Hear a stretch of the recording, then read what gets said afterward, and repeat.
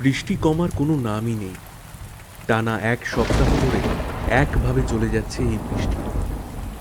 বিশুদের বাড়ির পিছনে জল জমে গেছে অনেকটাই। নারকেল, সুপারি আর কতগুলো নাম না জানা গাছের আড়ালে রয়েছে এক টুকরো ছোট ডোবা। কয়েক জায়গায় পানা জমে আছে বটে, তবে যথেষ্ট ব্যবহারযোগ্য। কিন্তু ওই দিকটাতে ওরা একটু এড়িয়েই চলে সবাই। তাই বর্ষার জলে অনেক মাছ এলেও ওই দিকে সচরাচর কেউ যায় না। কাজেই দিন দিন পরিত্যক্ত হচ্ছে জায়গাটা। মাঝরাত, এখনো বৃষ্টি হচ্ছে ক্রমাগত ঝমঝম করে। তাতেই দেখা গেল অন্ধকারের মধ্যে একটা নারীর ছায়ামূর্তি ধীরে ধীরে হেঁটে এগিয়ে যাচ্ছে ডোবার দিকটায়। তার মুখ অন্ধকারে বোঝা যাচ্ছে না। পরনে লাল শাড়ি আলুথালু করে পরা, লম্বা চুল খোলা, সেগুলো এলোমেলো হয়ে আছে। ডোবা থেকে সেই নারী মূর্তিটি এবার ধীরে ধীরে নেমে গেল জলের মধ্যে আরো গভীরে। তারপর তার লম্বা লিকলিকে সরু হাতটা সোজা এগিয়ে দিল নদীর ঠিক মাঝ বরাবর।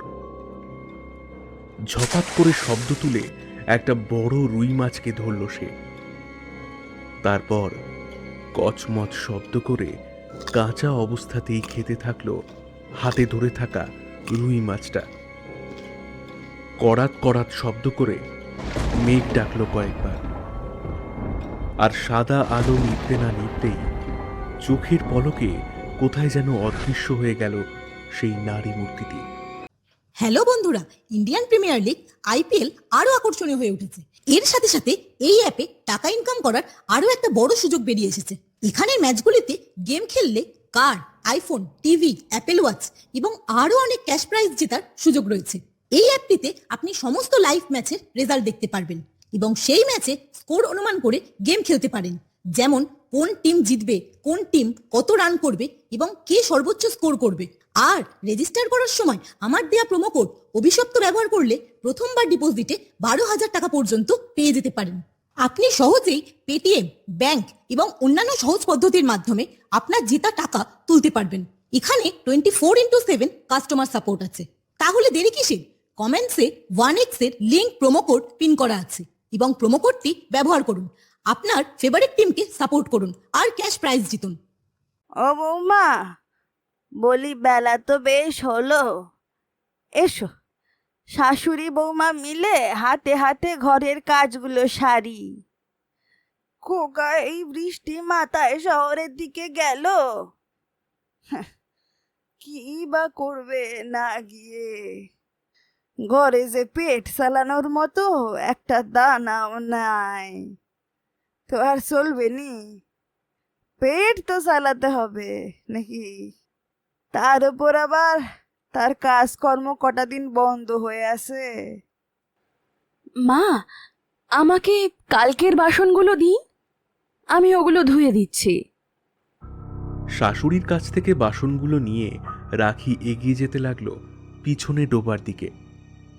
কিন্তু তৎক্ষণাৎ তাকে থামিয়ে দিয়ে অনুপমা দেবী বেশ জোরেই বলে উঠলেন, না না বৌমা, ওই ডোবার দিকে যাওয়ার কোনো দরকার নেই। বাড়ির যাবতীয় যা কাজ আছে এই কুয়োর জলে করবে, নয়তো ওই রায়েদের পুকুরে যাবে। কেমন? ভুলেও ওদিকে যাবে না। আর সূর্য ডোবার পর একদমই নয়। কিন্তু মা, এই ডোবাটা বেশ ভালো তো, আর আমি সাঁতার জানি, সমস্যা হবে না। বাড়িতেই এত ভালো ডোবা থাকা সত্ত্বেও কেন বাইরে যাব মা? অনুপমা দেবী এবার একটু রেগে গিয়ে বেশ কড়া গলায় বললেন, উফ, কেন এত প্রশ্ন করো? হ্যাঁ, যেটা বললাম সেটা শুনবে। নতুন বউদের এত কথা বলতে নেই। মনে রাখবে, তোমার ভালোর জন্যই বললাম। একটু সমস্যা আছে ওই দিকটায়। তুমি একদম নতুন এ বাড়িতে, কটা দিন হলো সবে বিয়ে করে এসেছো। যেটা বলবো সেটা শুনে চলবে, ভুলেও ওদিকে যাবে না।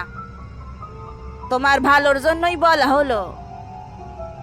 রাখি আর কোনো কথা না বলে মাথায় ঘুমটা দিয়ে হাতের ঝুড়িতে বাসনগুলো নিয়ে ধীরে ধীরে এগিয়ে গেল রায়দের পুকুরের দিকে।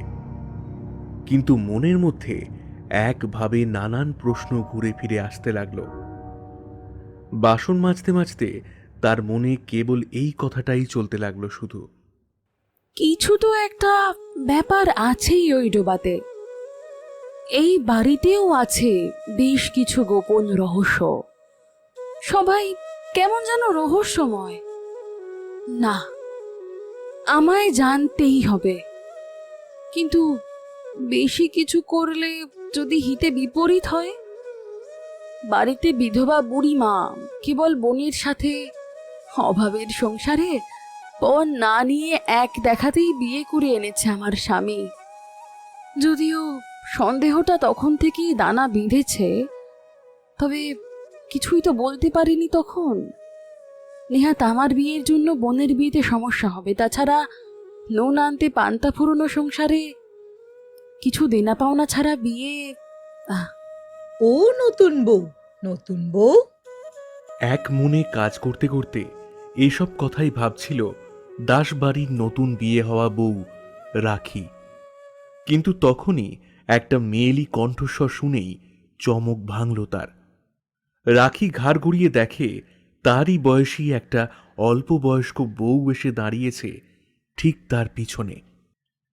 বউটার হাতে পিতলের কলসি দেখে বোঝাই যাচ্ছে সে এখানে জল ধরতে এসেছে। হ্যাঁ বলো, কিন্তু তোমায় তো ঠিক চিনলাম না। আমি আমি বেনু। এই গ্রামেই আমার বাড়ি। তোমায় একা পেয়ে একটু গল্প করতে এলাম। তোমাকে তো বাইরে দেখাই যায় না। নিশ্চয়ই তোমার শাশুড়ি বেরোতে দেয় না। কথাটা মিথ্যা নয়, সত্যি বিয়ে হয়েছে তার মাস দেড়েকের বেশি হয়নি। তবে তার মধ্যেই রাখি বুঝতে পেরেছে তার শাশুড়ি তাকে বাইরে কারোর সাথে মিশতে দেওয়ার পক্ষে নয়। চারপাশে ভালো করে দেখে নিয়ে বেনু এবার একটু ঝুঁকেই বসল রাখির কাছে। তারপর তার কানের কাছে মুখ নিয়ে গিয়ে ফিসফিস করে বলল, বলছি ও নতুন বউ, তোমার ও বাড়িতে থাকতে সমস্যা হয় না? ও বাড়ি যে শুনেছি। বৌমা, ও বৌমা, আর কত দেরি করবে? আমি আজ আসি, বুঝলে? তোমার শাশুড়ি আসছে। আমাকে তোমার সাথে কথা বলতে দেখলে দুজনেরই খুব সমস্যা হবে। সুযোগ পেলে আবার তোমার কাছে আসবো, কিন্তু তুমি খুব সাবধানে থেকো, কেমন? অনুপমা দেবীর গলার শব্দ শুনে বেনু তাড়াতাড়ি করে ঘোমটা দিয়ে সেই স্থান পরিত্যাগ করল। এই তো মা, হয়েই গেছে সব, আসছি। কেউ কি এসেছিল তোমার সাথে গল্প করতে? শোনো, এ গ্রামের কারোর সাথে বিশেষ গল্প করতে হবে না। লোকজন খুব একটা ভালো নয়। রাখি কিছু একটা বলতে যাচ্ছিল, কিন্তু তৎক্ষণাৎ প্রচণ্ড জোরে বৃষ্টি আসায় তাড়াতাড়ি করে তাদের ঘরে ফিরে আসতে হলো। রাতে আজ কিছুতেই ঘুম আসছে না রাখির। বেশ কটা দিন ধরে তার গায়ে ধুম জ্বর। কবিরাজের ওষুধ খেয়ে আজ অবশ্য কিছুটা কমেছে, তবে শরীর দুর্বল। কিন্তু মাঝরাতে ঘুম ভেঙে গিয়ে প্রচণ্ড অস্বস্তি লাগছে ওর। কিছুতেই যেন ঘুম আসছে না। পাশে অঘরে ঘুমোচ্ছে তার স্বামী। বিছানা ছেড়ে উঠে ধীরে ধীরে এক পা করে জানলার সামনে এসে দাঁড়ায় রাখি। ঘরের ভিতরটা কেমন গুমোট হয়ে রয়েছে। জানলাটা খুলে দিল আলতো করে। কোথা থেকে যেন দমকা বাতাস এসে ভরিয়ে দিল ওকে। তারপর রাখি জানলার একটা গ্রিল ধরে আপন মনে ভেসে যায় নিজের চিন্তাতে। কিন্তু তখনই লক্ষ্য করে বাড়ির পিছনের দিকে ডোবাটার কাছে কিছু যেন একটা নড়াচড়া করছে। প্রথমে চোখের ভুল ভেবে মনটা আবার কল্পনার জগতে ডুবিয়ে দিলেও আবার সেই দৃশ্য। এমনিতেই রাতের বেলায় এই জানলা খুলতে বারণ করে সকলে। বিকেলের পর খিল ওঠে জানলায়। এমনকি ওই ডোবার ধারে যেতে দেওয়ার তো দূরের কথা, ডোবার কথা মুখে আনলেও এ বাড়িতে যেন সকলের মুখে কালো অন্ধকারের ছায়া নামে। কিন্তু যে জিনিসে যত নিষেধাজ্ঞা, সে জিনিস ততই কৌতূহল বাড়িয়ে দেয়। শব্দটা ঠিক ডোবার ধার থেকেই আসছে। কান পেতে শব্দটার উৎস খোঁজার চেষ্টা করল রাখি। এক টানা কোনো মহিলার ফুঁপিয়ে ফুঁপিয়ে কান্নার শব্দ, প্রচণ্ড কষ্ট বুকে নিয়ে চেপে কাঁদলে যেমন শব্দ হয়। এত রাতে এখানে মহিলার কান্নার শব্দ, অথচ কালো অন্ধকার ছাড়া কিছুই তো নজরে আসছে না এত গভীর রাতে। না, অনেক সহ্য করেছি। কি রহস্য আছে জানতেই হবে। এই বাড়ির লোক কিচ্ছু বলবে না, আমাকে নিজেকেই ব্যবস্থা করতে হবে। বৌমা, আমি কটা দিনের জন্য আমার দিদির বাড়ি যাচ্ছি। যা যা বলেছি সব দেখে রেখো।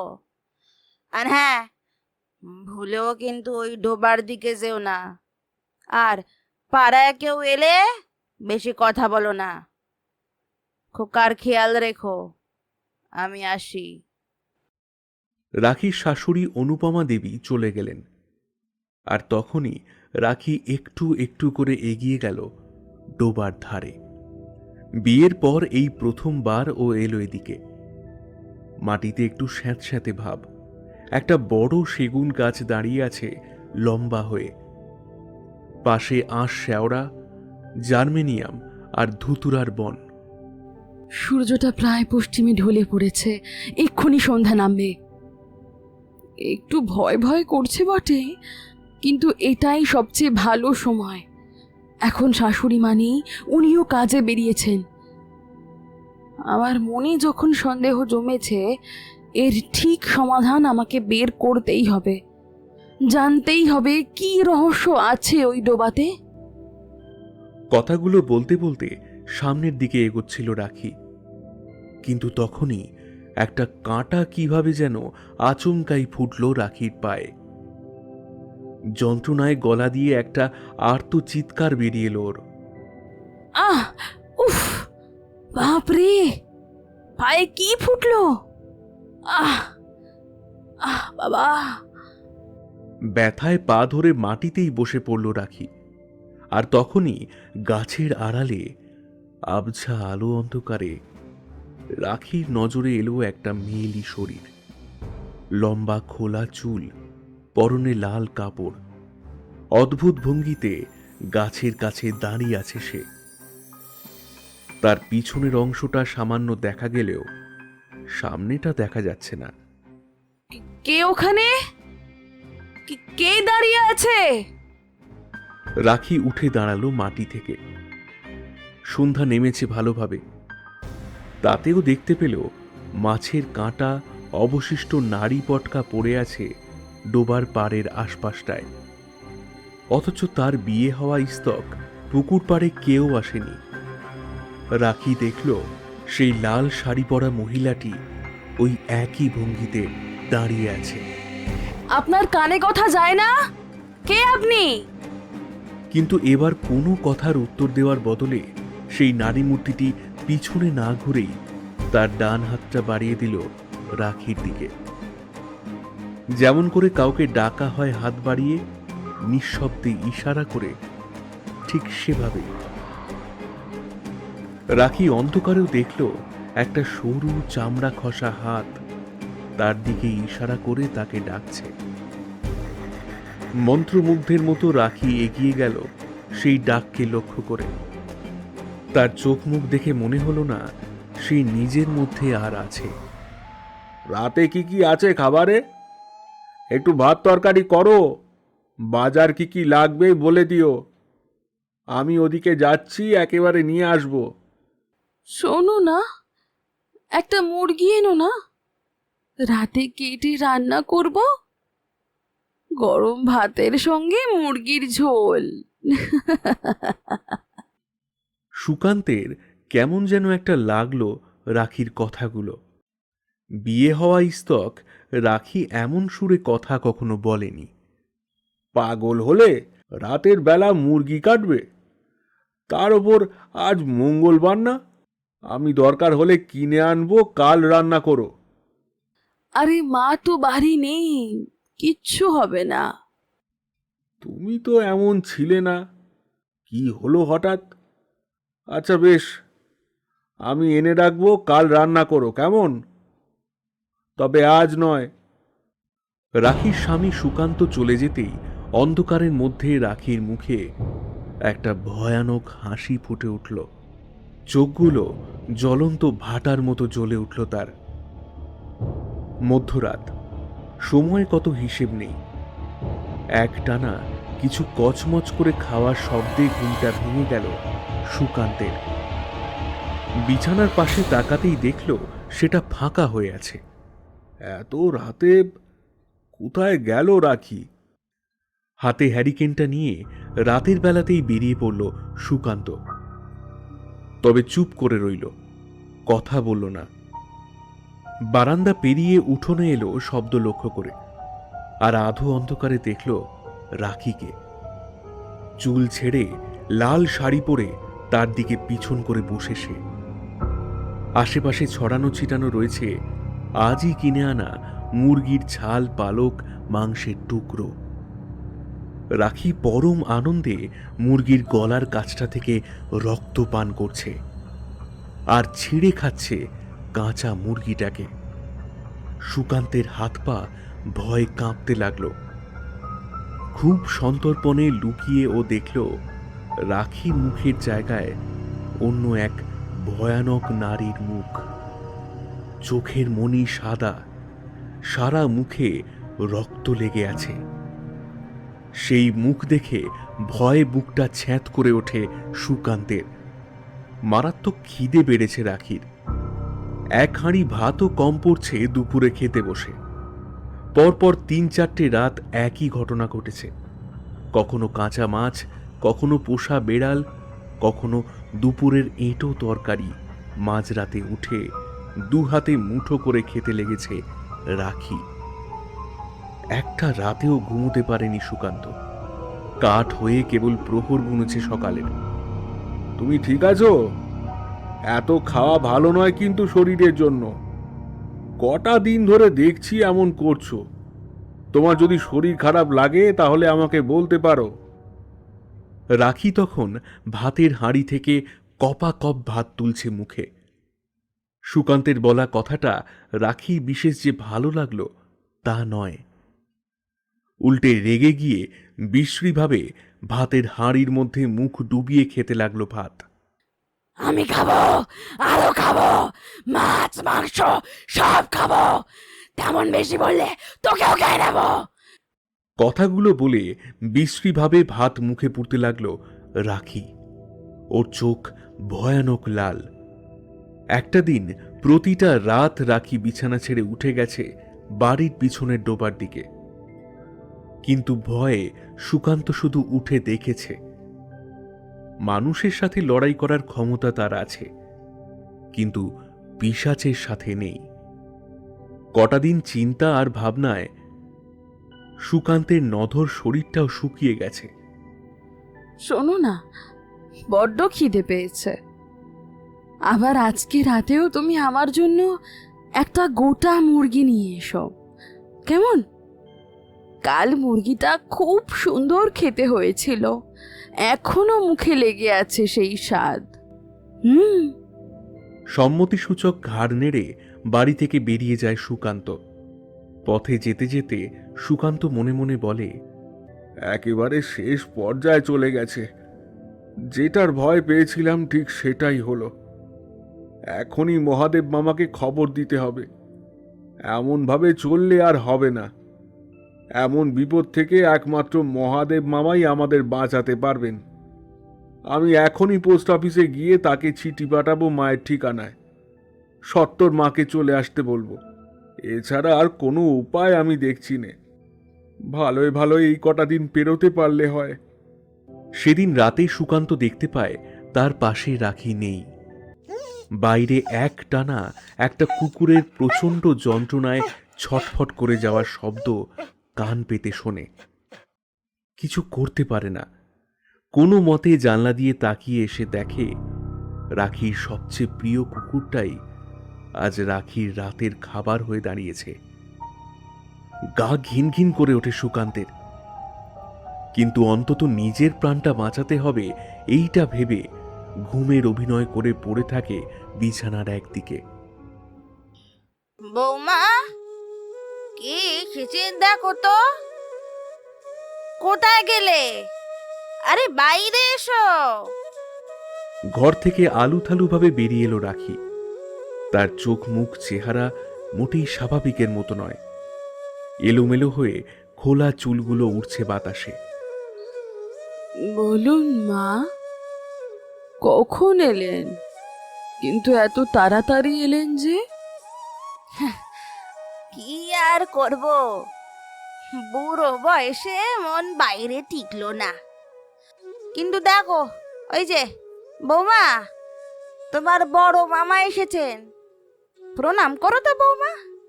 কিরে মহাদেব, আয় রে। গাছের আড়াল থেকে বেরিয়ে এলেন একটা প্রৌঢ় লোক। পরনে সাদা ফতুয়া পাঞ্জাবি, একটু বেটে খাটো চেহারার, দাড়িটা বুক অবধি নেমেছে। গম্ভীর স্বভাব, সেটা দেখেই বোঝা যায়। রাখি এগিয়ে গেল ভদ্রলোককে প্রণাম করতে, কিন্তু কোনো কারণে সে হাতটা পিছিয়ে নিল। ব্যাপারটা সকলে লক্ষ্য করল বটে, তবে মহাদেবের ঠোঁটের কোণে একটু হাসি ফুটে উঠল। সবাই মন দিয়ে শোনো, আজ রাতে কেউ বাড়ির বাইরে বেরোবে না। আজ অমাবস্যা, এই সময় সমস্ত অশুভ শক্তিরা তার আসল রূপে প্রকাশ পায়। আমি আজ একটা যজ্ঞ করব। আশা করি এতদিন যা যা তন্ত্রক্রিয়া শিখেছি কাজে আসবে সেসব এখানে। যতটা পারবো চেষ্টা করব। তবে মনে রেখো, যে পাপ এ বাড়িতে হয়েছে, যতটা চোখের জল, যতটা অভিশাপ রয়েছে, তা তো পূরণ হবেই। পাপ তো তার হিসাব চুকিয়ে নেবেই। মহাদেবের কথার মাঝেই অনুপমা দেবী থামিয়ে দিয়ে বললেন, ওসব কথা এখন থাক। তুই কিছু একটা করে আমার সংসারটাকে একটু রক্ষে কর। সারা জীবন ঋণী হয়ে থাকবো। সত্যি কি ওর উপর ভর। কথাটা বলতে গিয়েও অনুপমা দেবী থেমে গেলেন, কারণ ততক্ষণে একটা কাঁচা মাছ মুখে নিয়ে ঘরের মধ্যে অদ্ভুতভাবে দাঁড়িয়ে পড়ে রাখি। দিনকে দিন ওর অবস্থা খারাপ হচ্ছে। সারা শরীরের চামড়া জড়সড়, চোখের মণি কখনো বিন্দু, কখনো মণিহীন। হঠাৎ সবার সামনে দাঁড়িয়ে রাখি অদ্ভুতভাবে হেসে উঠে নাকি সুরে বলে উঠল, মাছ চাই, মাছ। বড় ক্ষুধা লাগছে, বড় ক্ষুধা।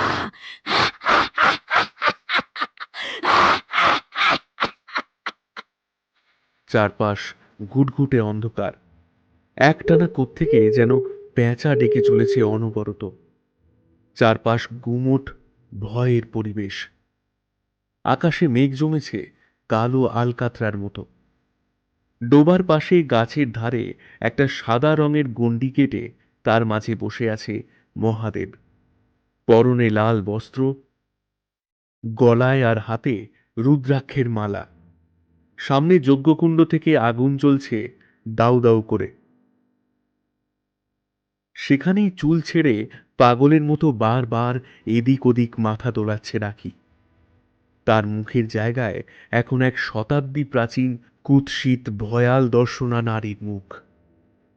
গলার আওয়াজ অন্য এক নারীর। চোখ সম্পূর্ণ সাদা, সেখানে কোনো মনির অস্তিত্ব নেই। বল, কে তুই? কেন ধরেছিস ওকে? কেন ওকে কষ্ট দিচ্ছিস? যন্ত্রণা, যন্ত্রণা। আমিও তো চাইছিলাম এমন সুখের সংসার করতে, এমন স্বামী সন্তান নিয়ে সংসার করতে, সুখী হতে। কিন্তু ও কেন এসেছিল আমার কাছে? ওর চুল, ওর সিঁদুর, ওর পোশাক, ওর শরীর দেখে আমি আমি লোভ সামলাতে পারিনি।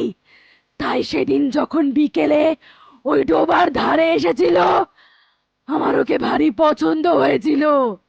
তাই ওকে ডেকে ওর শরীরে আমি বাসা নিয়েছি। সেই পুরনো সংসার করার স্বাদ পেয়েছি। ধীরে ধীরে একটু একটু করে শেষ করব আমি সকলকে, ঠিক যেমন ভাবে আমায় শেষ করেছিল। প্রচন্ড কষ্ট হয়েছিল, কিন্তু আমার আমার কি হয়েছিল তোর সাথে? তোকে আমি মুক্তি দেব, তুই ওকে ছেড়ে দে। ওর কোনো দোষ নেই, ও জানে না এই বাড়ির কারো কথা। ও তোর মতোই একটা মেয়ে, ও তোর মতোই এসেছে এই বাড়িতে সংসার করতে। না, আমায় কেন ডুবিয়ে মারলো ওরা? শুধু গায়ের রঙের জন্য, রোগের জন্য? কেন সব স্বপ্ন, সব শখ নষ্ট করে দিল ওরা? ছাড়বো না, আমি কাউকে ছাড়বো না। অনুপমা দেবী আমার পুরনো শাশুড়ি মা, তাকেও ছাড়া যাবে না। আমি জানি আশা তোমার জীবনের গল্প। নতুন বিয়ে হয়ে আসার পর থেকে তুমি কখনো শান্তি পাওনি। আমার বোন হয় অনুপমা, কিন্তু আমি জানি ওর স্বভাব মোটেই ভালো নয়। আর তারপরে হলো তোমার সেই সেতি রোগ। হয়তো শহরে ভালো ডাক্তার দেখালেই সেরে যেত, কিন্তু গ্রামের কবিরাজি তোমায় অপয়া বলল। বিয়ের 3 বছর হয়ে গেছিল, বাচ্চা হচ্ছিল না, কিন্তু এরপর তাই আপনার বোন মানে আমার শাশুড়ি আর আমার স্বামী মিলে আমায় ডোবায় ফেলে মারলো? কথাটা শুনে মহাদেব তার মাথা নিচু করে ফেলল লজ্জায়। কিন্তু এই মেয়েটা তো তোমার মতোই সংসার করতে এসেছিল, একে তো কিছু জানানো হয়নি। হয়তো কৌতূহলে সবার কথা না মেনেই এসেছিল লুকিয়ে এখানে। ওকে অন্তত তুমি ছেড়ে দাও। আর রইল বাকি শাস্তির কথা, সেটা তো ভগবান দেবেন। আমি নিজে তোমার মুক্তির ব্যবস্থা করব। হয়তো এ জনমে তোমার সেই সৌভাগ্য হলো না, কিন্তু মানব জীবন পেলে তুমি এর চেয়েও সুখী হবে। রাখি প্রচণ্ড কষ্টে কাঁদতে কাঁদতে বলল,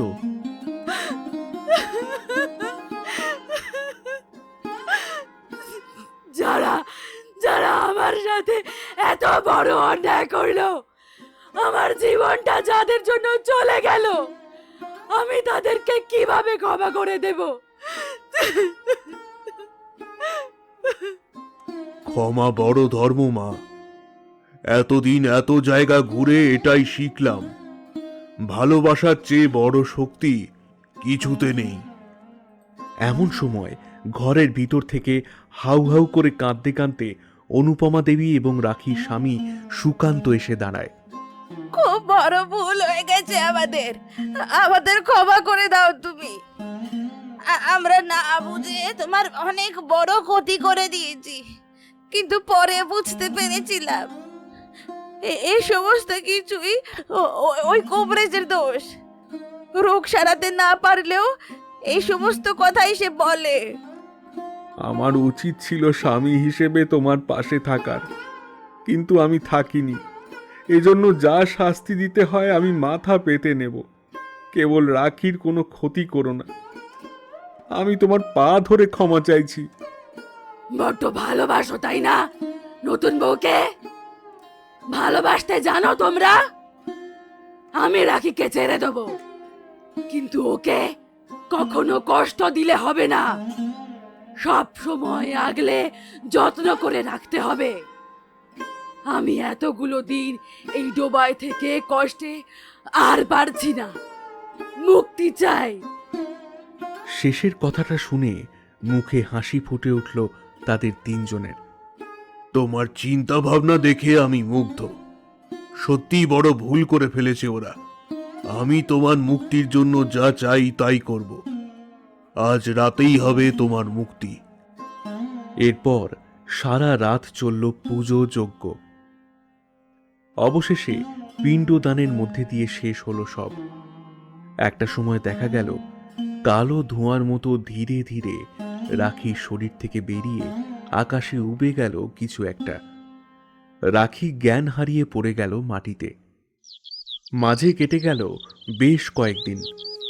ইতিমধ্যে কঠিন রোগে আক্রান্ত হয়েছে অনুপমা দেবী। সুকান্তের শারীরিক অবস্থা ভালো নেই। বৌমা, না, আজ থেকে এই সংসারের সব দায়িত্ব তোমাকে দিলাম। আমি হয়তো আর বেশি দিন নেই, যে পাপ করেছি শাস্তি তো পেতেই হবে। আমার ছেলেটাকে দেখে রেখো। চিন্তা করবেন না মা, আমি আছি তো, সব সামলে নেব। কেবল একটাই কথা বলবো, মেয়েরা সবকিছু ছেড়ে আসে অন্য নতুন অচেনা একটা বাড়িতে সংসার করবে বলে। তাকে শুধু সেই সুযোগটা করে দেওয়া হোক।